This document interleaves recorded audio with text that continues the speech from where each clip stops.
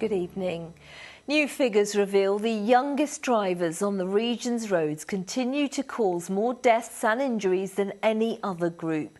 17 to 23-year-olds are now 3 times more likely to be involved in a road collision and cause a staggering 1 in 4 fatalities. Well, one local charity trying to address the problem is the Under-17 Car Club, who say more must be done. But the mother of a young man who died in Oxfordshire with 2 teenagers in a horrific crash has told us she's appalled at the lack of action. Well, Mike Pearce has been given exclusive access to a scheme where young people learn to drive early to try to help tackle the problem. Sunday morning, and 111 to 16-year-olds are out for a drive with their parents. The difference here is it's the youngsters in the driving seat. One of them is 14-year-old Archie. He lives at Drayton in Oxfordshire. I think it's important to learn at an early age because there's so many deaths for young teens that start driving because they don't know what's right and what's wrong kind of thing. So we do skid pan as well, so we can learn how to control if we spin out or stuff. So that's why it's beneficial, and if you start at a young age, you build them skills so that you're ready at 17. The Under-17 Car Club is marking 5 decades of trying to reduce the number of people killed and injured on our roads by young drivers. So why then do we have such a problem? It's a lot of showing off sometimes, people trying too hard.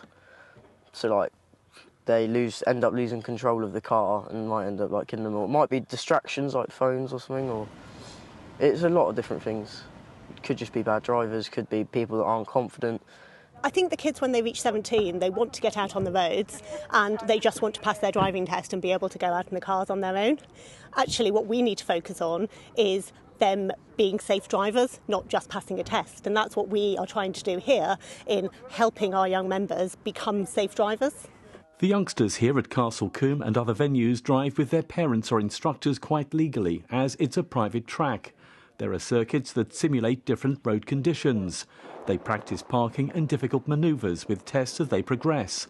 Heidi is also 14. It's very important to just show us the basics and give us a level of maturity that kids on the road that don't go through this club wouldn't necessarily have. They also drive buses and high-performance cars on some weekends to gain skills and deal with any joyriding desires.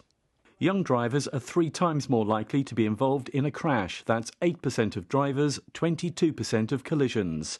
But there's growing concern at a lack of government action. A system called graduated licensing would ban young drivers carrying other young passengers when they start to drive. It's been rejected by ministers. We're awaiting the results of a government consultation on another scheme. It would see a 3 to 6 month time limit set between getting a provisional licence and taking a test. My son, he left a huge void in the family when he left. We called him the glue. He used to bring his older brothers together and all of us to have fun. Bridget Lucas, who lives near Swindon, lost her 20-year-old son Lawrence in a car crash near Farringdon in Oxfordshire, along with 2 18-year-olds who also died. I'd like to see is not to allow new drivers to carry passengers during the first 6 months, perhaps, because that's the most dangerous period whilst they're still honing their skills, having got their licence. In a statement, the Department for Transport say every death on our roads is a tragedy, and our thoughts are with those who have lost loved ones.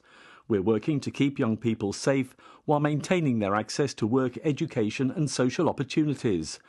That's why we're focusing on better preparation before driving tests, and we have consulted on minimum learning periods to give learner drivers time to build essential skills. I think that we could maybe get more stuff like Car Club in place, just extra courses for people to learn how to drive a bit better, because when I see people driving on the roads, I'm just what a shocking driver kind of thing. Nobody should have to bury a child. At the end of the day, it's not the natural order of things, and when it's a completely preventable death, that makes it so much harder as well. One thing everyone agrees is we need to take action to cut so many collisions involving young people.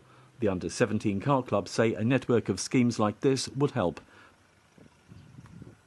Mike is over the M3 at Basingstoke for us this evening. Mike, you mentioned the government's consultation in your report. When can we expect a decision on that?